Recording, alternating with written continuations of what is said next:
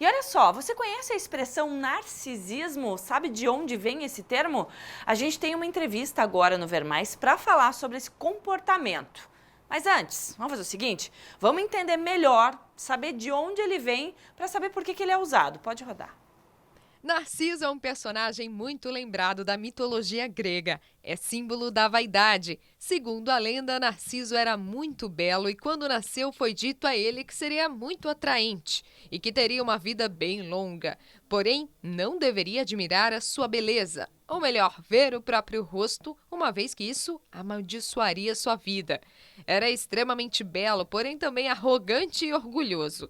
E ao invés de se apaixonar por outras pessoas que o admiravam, ele ficou encantado por sua própria imagem ao vê-la refletida num lago. A ninfa Eco, que apaixonou-se por ele e não teve o sentimento correspondido, lançou um feitiço sobre o jovem, que definhou até a morte olhando a própria imagem no leito do rio. Para a psicanálise, fazendo uma analogia a esse mito, o narcisismo se expressa pelo amor exacerbado pela própria imagem, que desencadeia uma série de transtornos de comportamento. Viu só de onde vem, então, esse termo? E aí, né, arrogância, orgulho, pedantismo, vaidade, esnobismo, todos esses adjetivos são atribuídos a quem é narcisista. É comum que a pessoa narcisista expresse o seu desdém ou menospreze as demais pessoas, assim, a fim de preservar a própria imagem, e aí dificultando qualquer tipo de relacionamento.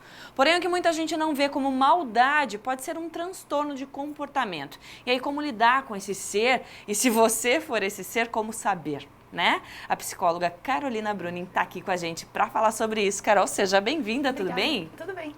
Carol, o narcisismo, a gente, quando vê uma pessoa muito vaidosa, a gente já fala que ela é narcisista. Essa coisa de querer estar bem, né? A estética é muito importante para ela. Isso, existe nível de narcisismo mais leve, mais pesado? A gente fala, o transtorno de personalidade narcisista é o jeito que a pessoa vive, o jeitão que ela tem. Então, vaidosa, mania de grandeza, se acha melhor que todo mundo, só quer ter o do bom e do melhor, não tem, às vezes, a condição financeira para ter, mas ela se comporta dessa maneira. São pessoas que se acham melhores do que os outros, sabe? Você fala com alguém que trabalha na mesma área que essa pessoa e todo mundo não é bom o suficiente. Ela é incrível na área que ela faz.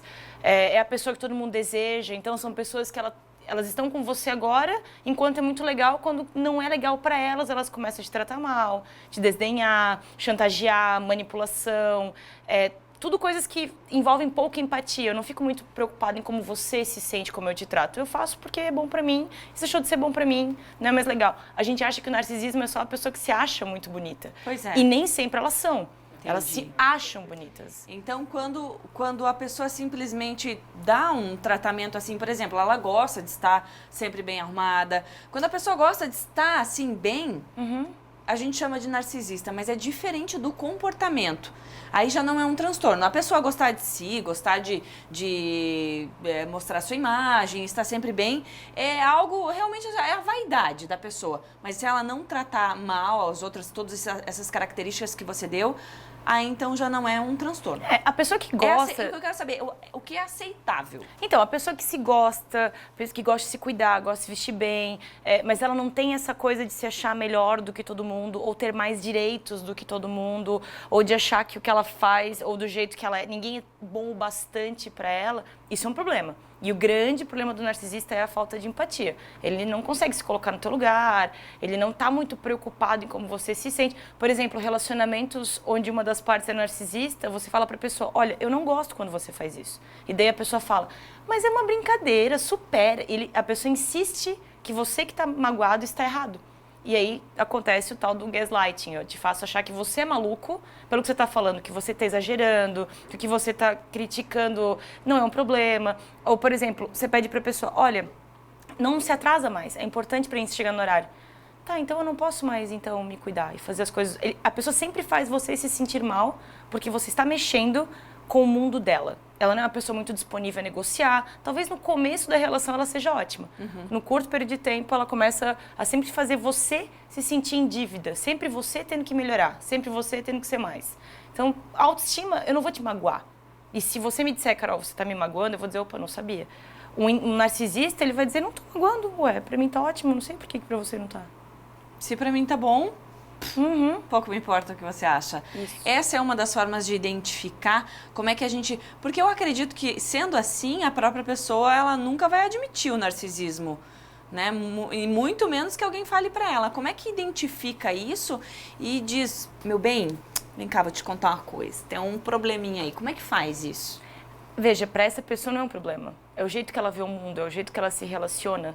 E você me perguntou dos graus antes, né? O transtorno de personalidade é quando você é 100% assim. Mas isso tem um espectro, você pode ter traços assim, você pode ter uma área da sua vida que você é mais... Você é em todas, um pouquinho. Mas a intensidade e a frequência é o que vão fazer a diferença, sabe? Não tem, a gente parte do princípio, essa pergunta é boa, porque a gente parte do princípio que aquela pessoa é capaz de entender o que você está falando. Ela não é. Já me ocorreu o caso de dizer para a pessoa assim, você tem que aprender sobre empatia, e a pessoa me dizer, eu li sobre isso, e fiquei pensando nessa coisa de se colocar no lugar do outro como se fosse uma coisa técnica. Para essas pessoas, a empatia é muito baixa. De duas, uma, ou elas foram criadas para se acharem incríveis, são as crianças que fazem tudo certo, que a família põe lá em cima, que, né, ela é sempre genial, ninguém vai falhar com ela. Ou são pessoas que têm traumas de infância, onde foram colocadas em situações onde elas se sentiram menos, se sentiram desprotegidas, vulneráveis, e elas se tornam autossuficientes. No sentido que eu morro de medo de todo mundo, então eu quero sempre ser o melhor, mas isso é uma preocupação que eu tenho comigo, né? Que a minha imagem seja acima de todo mundo. E você tem que me achar o máximo. E quando que isso se torna uma patologia, um problema para quem está em volta e para a própria pessoa? Porque eu imagino que nesse panorama que você me fala, até a pessoa perceber que ela está causando mal para ela mesma, porque ela vai acabar afastando todo mundo. Se para ela tá tudo bem, tá tudo bem? Essas pessoas tem trocam que de tratar? pessoas. Essas pessoas trocam de pessoas. São pessoas que raramente têm relacionamentos bem-sucedidos. Tem muitos colegas, mas não tem muitos amigos. Tem relacionamentos muito rasos. Altas taxas de divórcio. Ela tem muita dificuldade de se relacionar. Se elas começam a se questionar, pô, mas isso aqui tá muito difícil. Porque essas pessoas procuram a terapia quando elas estão deprimidas, porque o que elas queriam não veio. Geralmente é isso que trazem elas lá. Mas não o narcisismo em si. Elas não acham que estão fazendo nada errado. Algumas buscam um entendimento da empatia racional, que é, opa, aqui eu acho que eu tenho que pensar que se eu quero alguma coisa eu tenho que fazer aquilo, é mecânico.